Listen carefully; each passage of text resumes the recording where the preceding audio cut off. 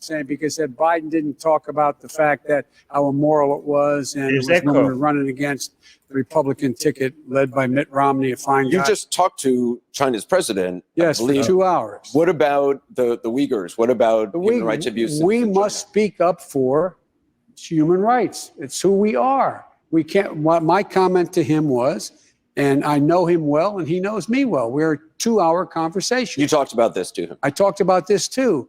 And that's not so much refugee, but I talked about it. I said, look, you know, Chinese leaders, if you know anything about Chinese history, it has always been the time when China has been victimized by the outer world is when they haven't been unified at home. So the central, vastly overstated, the central principle of Xi Jinping is that there must be a united, tightly controlled China.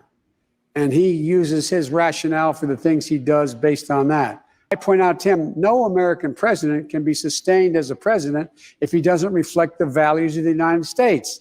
And so the idea, I'm not going to speak out against what he's doing in Hong Kong, what he's doing with the Uyghurs in western mountains of China, and Taiwan trying to end the one China policy by making it forceful.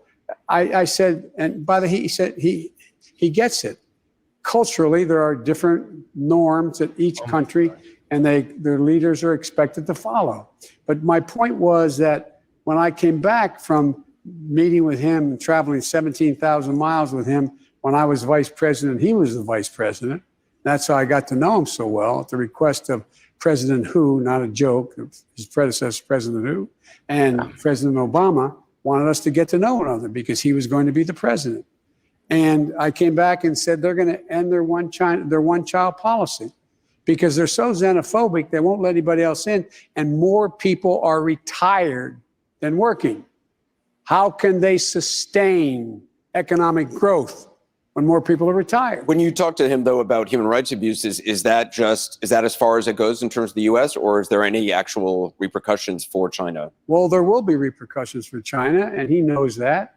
What I'm doing is making clear that we, in fact, are going to continue to reassert our role as spokespersons for human rights at the UN and other agencies that have an impact on their attitude. China is trying very hard to become the world leader. And to get that moniker and to be able to do that, they have to gain the confidence of other countries. And as long as they're engaged in activity that is contrary to basic human rights, it's going to be hard for them to do that. But it's much more complicated than that. I shouldn't try to talk China policy in 10 minutes on television. Oh my God. This was Clearly not Joe. All right. So he did bring it up as something that the United States is against, while apologizing for bringing it up. He was like, "Look, I have to bring this up. I have no choice." Like, that's what he did. That's what he said. He said, like, he went like, "Okay, you know what? As an American president, it's our culture that we're supposed to care about human rights. Okay, I have to put on a show." That's what he said. So he basically signaled to him that this is just talk that I'm supposed to do. And you know what I mean? He said, like, listen, I told him that as it's our culture, as an American president, I'm supposed to talk about human rights stuff, and I'm supposed to tell you that you've been a naughty boy, right? I'm supposed to tell you that. So it's kind of like a signal to him that my hands are tied. I know, like, you guys get butthurt over everybody talking about you guys like internal affairs. You got no meddling. This is our country. We get to commit human rights violations as much as we want. Mind your own business. You guys like lose your mind every time anybody tells you that you're oppressing your people and you're horrible garbage human beings and you should cut it out, right? I know you guys like get butthurt over this every time, but I'm sorry. The people back home, they're like, we're Americans. We apparently supposed to care about human rights. So I'm forced to tell. forgive me for having to tell you. And like, oh, he gets it. He said he gets it. He gets it. He like, okay, give me your spiel. Like, get it out of your system so we could get down to business. Tell me, fine. Yes. You're supposed to. You're American. You're supposed to care about human rights. So your hands are tied. Let's get it over with so we could talk about some serious stuff after. That's what it sounded like. Did that not sound like that to you? That's what it sounded like to me. And then he goes in this culture bullcrap. I think talking about his past friendship and history with Xi Jinping was not a good move at all.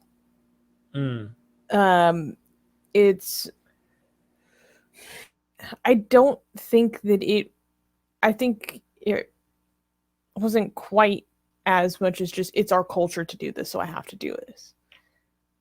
You know, like this administration has shown a strong commitment to taking harsh actions on behalf of human rights within like the first 3 weeks of its administration, this presidency. Right. So I do think action will come, but we have to be honest in the fact that we do have to deal with China. What do you mean? Like, it's not as simple as just, as much as I would like it to be, just cutting China out of everything. We can't. No, nobody thinks that. We can't cut China out of everything. Yeah, so I know that. How do we do both?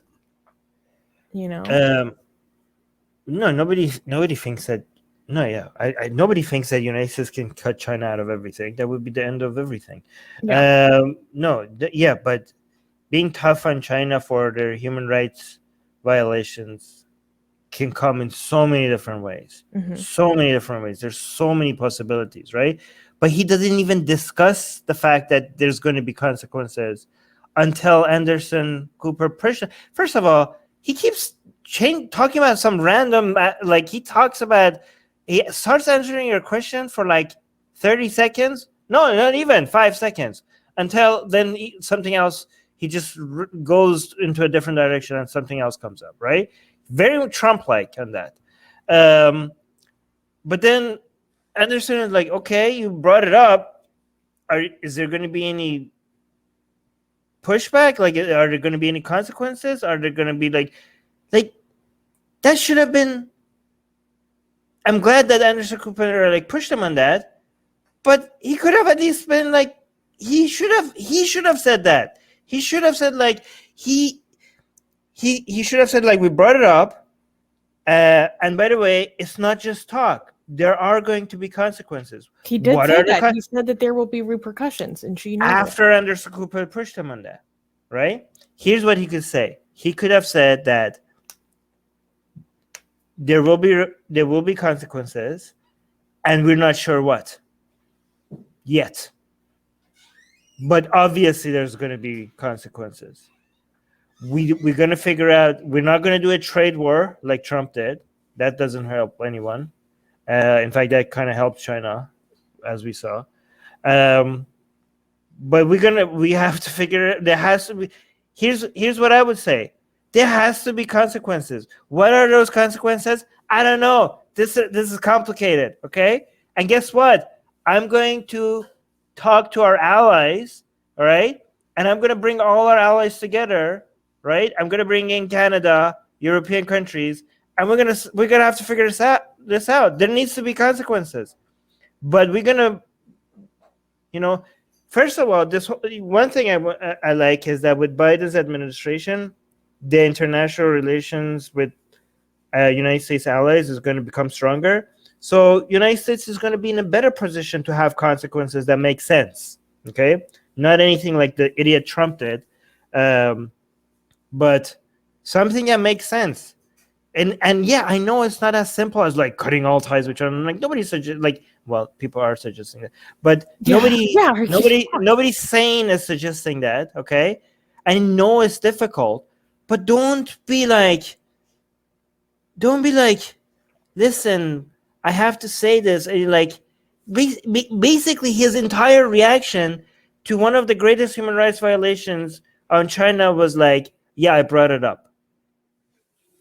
Yeah, I brought it up.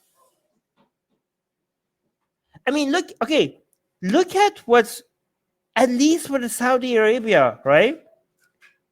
At least with Saudi Arabia, look, it's possible. Yes, it's complicated. Can a lot of idiots think like United States can completely abandon one of its major allies in the Middle East, like Saudi Arabia, and be like, oh, we're gonna bye Saudi Arabia. Like, you can't do that, okay?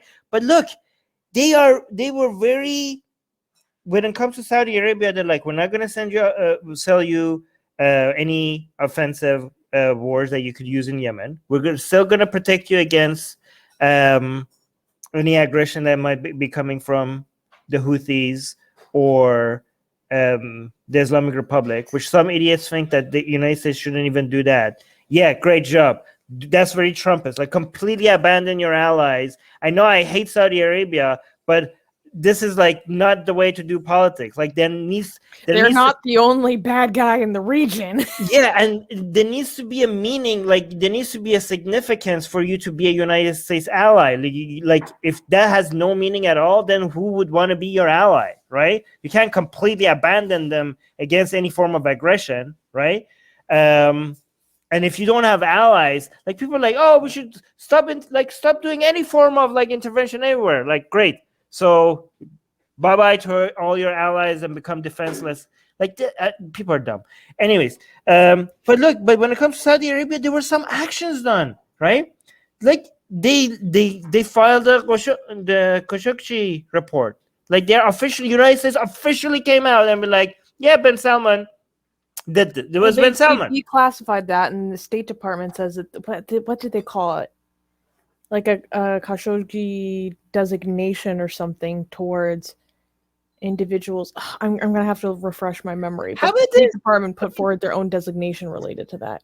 Is it okay? Let's say it's too soon for the Biden administration to figure out what the consequences to China will be gonna be.